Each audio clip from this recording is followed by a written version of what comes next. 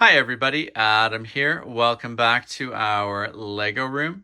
In today's video, we are taking a look at an awesome double crossover that I have had in my collection since 2017.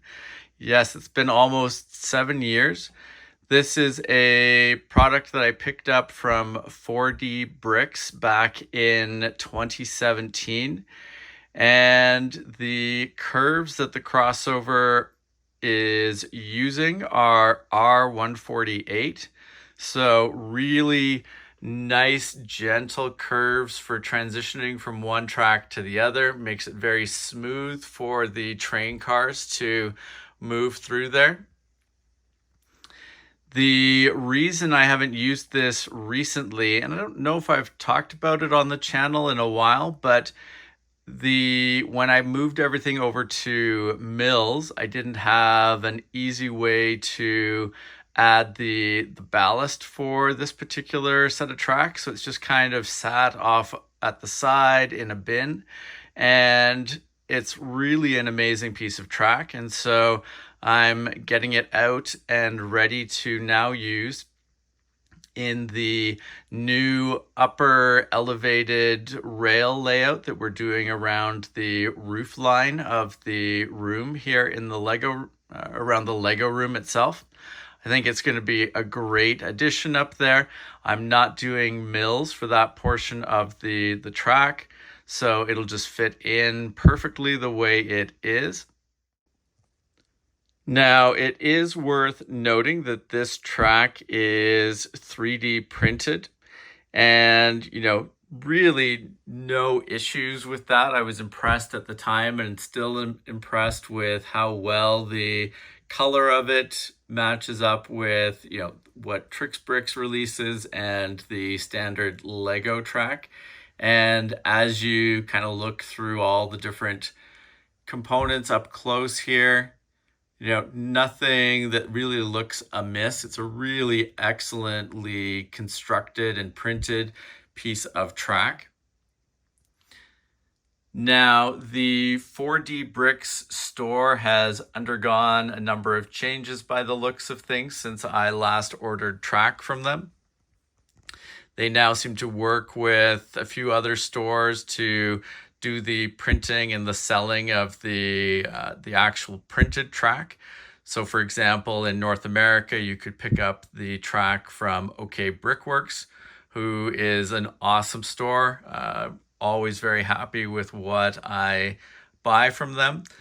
And it still seems like you can get track from their website, but instead of the actual physical track, it looks like you can get the basically the plans for how to 3D print them, which is cool if you have the capability for that. But, I just wanted to make that clarification since the store has definitely changed quite a bit since I last purchased from them. Also, before we do a few test runs with the Santa Fe boxcar, just want to show here the switch functionality. Really love these pieces that they've got in here for controlling the switch. Really positive feel to them when you are moving the switch back and forth, and all seems to perform really well. So that is always a great sign of track that has been printed with a lot of care in that, when you've got excellent control mechanisms around the switches and the functionality for them. So now let's take the Santa Fe boxcar and try running it between the four different pieces of straight track that we have on either side, and just verify and kind of take a look at how the crossover performs with an actual train car. So starting from the top left-hand corner, if we run the boxcar just straight across, really nice and smooth.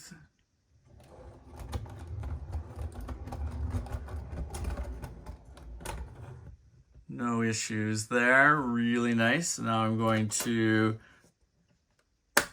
change the switch there, and we'll change the switch down here. So now we should come across the middle of the crossover there, going from left to right.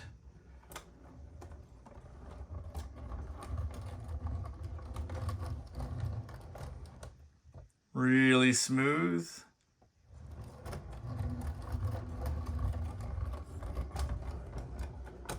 Performs quite well there.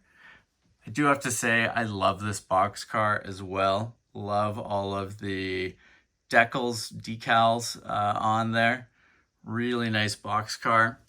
Now, if we switch this back, and if we switch this back, now we can bring the boxcar over to this side.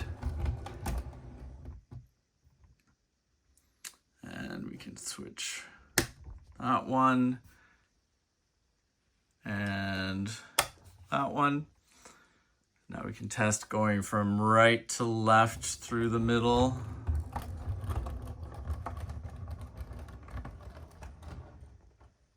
So you can see it moves really smoothly. No issues there, and very little force that I'm having to use to move that along. No resistance, makes the transitions from the upper track very smoothly. Now if we switch this one back and this one back, now we can bring this across the front track here.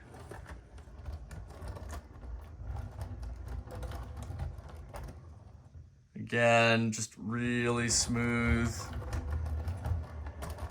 No issues whatsoever. Now, this is likely to be a bit of overkill for the that upper track loop that we're doing around the Lego room. I think it will work really well up there though, and will give us the flexibility to, you know, run larger trains up there if we want.